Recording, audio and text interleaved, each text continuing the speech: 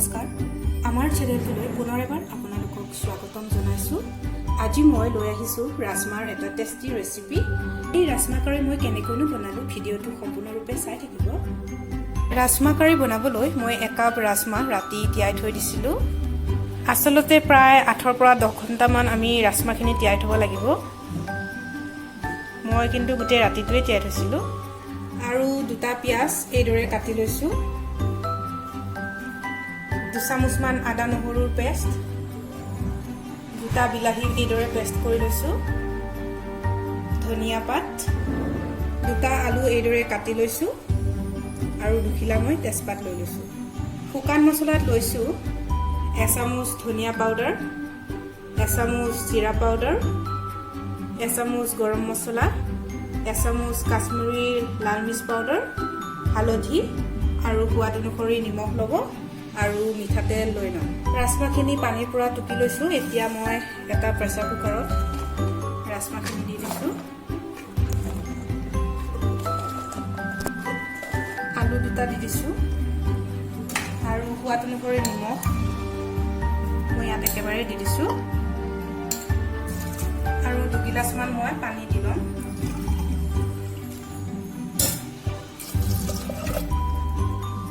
গেছৰ ফ্লেমটো অন কৰি মই পাতি দিছো আৰু 8 পৰা 10টামান হুইচেল মাৰিবলৈ থৈ দিম। 8টা হুইচেল মৰাৰ পিছত গেছৰ পৰা মই ইয়াত নমাই লৈছো আৰু এইটো একেবাৰে ঠাণ্ডা হোৱালৈ এনেকৈ থৈ দিম। ভাপখিনি যোৱাৰ পিছত এয়া মই আপোনালোকক দেখাব। এয়া সিজি গৈছে।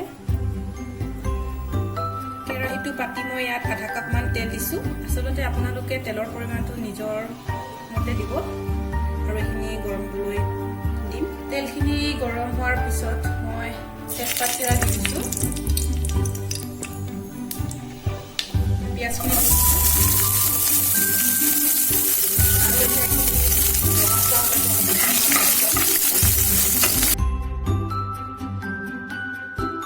পিঁয়াজখিনি অলপমান টাইম ভাজি লোৱাৰ পিছত আদা নহৰু পেষ্টখিনি আৰু মই 3টা জলকীয়া দি দিছো। আপোনালোকে জলকীয়াৰ পৰিমাণটো সোৱাদ অনুসৰি দিব আৰু এতিয়া আদা আৰু নহৰু কেঁচা গোন্ধ যোৱালৈকে মই ভাজি ল'ম। এইখিনি ভজা হৈ গৈছে। এতিয়া মই বিলাহী পেষ্টখিনি ইয়াত দি দিছোঁ।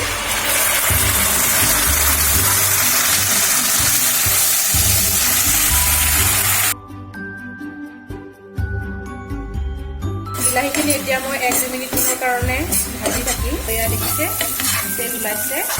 এতিয়া মই শুকান মছলাত ধনিয়া পাউডাৰ, জিৰা,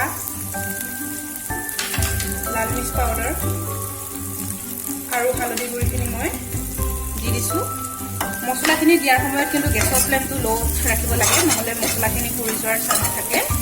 আৰু এতিয়া এইখিনি প্ৰায় 1 মিনিটমান মই এইদৰে ভাজি থাকিম। মোৰ মছলাখিনি ভজা হৈ গৈছে। এতিয়া মই ৰাজমা আৰু আলুখিনি দি দিছোঁ আৰু এতিয়া এইখিনি অকণমান ভাজি ল'ম মই।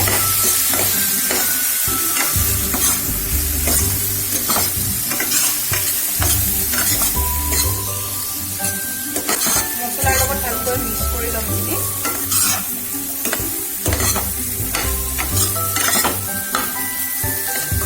ভালকৈ মিক্স কৰা হৈ গৈছে। এতিয়া ৰাজমা বইল কৰোঁতে থকা পানীখিনি মই দি দিছোঁ।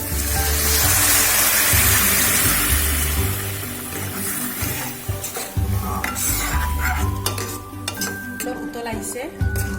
মোৰ গ্ৰেভি জোখাই হ'ব, সেইকাৰণে মই পানী দিয়া নাই। আপোনালোকে যদি অলপ পানী দিব বিচাৰে তেনেহ'লে আৰু আধা গিলাচমান দি দিব পাৰে। আৰু এতিয়া মই ঢাকনিখন দি 10 মিনিটমান ভালকৈ সিজিবলৈ থৈ দিম। এইখিনি 10 মিনিটমান ভালকৈ উতল আহি আছে। এতিয়া মই ঢাকনিখন মেলি দিছোঁ আৰু অলপ লৰাই দিছোঁ। ধুনীয়া কালাৰ এটা আহিছে আৰু এইখিনি প্ৰায় হৈছেই। কিন্তু মই গ্ৰেভিখন আৰু অকণমান ডাঠ হ'লে আলু এপিচ এইদৰে ভাঙি দিম। তেতিয়া গ্ৰেভিখন অকণমান ডাঠ হ'ব খাবলৈ। এইখিনি হৈ গৈছে। এতিয়া মই একেবাৰে শেষত গৰম মছলা আৰু কাটি থোৱা ধনিয়াখিনি মই দি দিম। আপোনালোকে নিশ্চয় দেখিলে যে মই এতিয়া নিমখ দিয়া নাই, কাৰণ একেবাৰে মই যেতিয়া হুইচেল দিছিলোঁ তেতিয়া নিমখ দি লৈছিলোঁ, সেইকাৰণে দিয়া নাই। আৰু এতিয়া অকণমান মই লৰাই দিছোঁ আৰু গেছৰ ফ্লেমটো অফ কৰি দিম। এয়া আমাৰ ৰাজমা কাৰি ৰেডি হৈ গৈছে। এই কাৰি আমি ৰুটি, পুৰি, পৰঠা লগতে ভাতৰ লগতো খাব পাৰোঁ, বহুত ভাল লাগে খাই। আৰু মই এই ভিডিঅ'টোত অতি সহজভাৱে বনোৱা দেখাইছোঁ। যদি আমাৰ ভিডিঅ'টো চাই ভাল লাগে তেনেহ'লে লাইক, কমেণ্ট এণ্ড চেনেলটো ছাবস্ক্ৰাইব কৰিবলৈ নাপাহৰে। ধন্যবাদ ভিডিঅ'টো সম্পূৰ্ণৰূপে চোৱাৰ বাবে।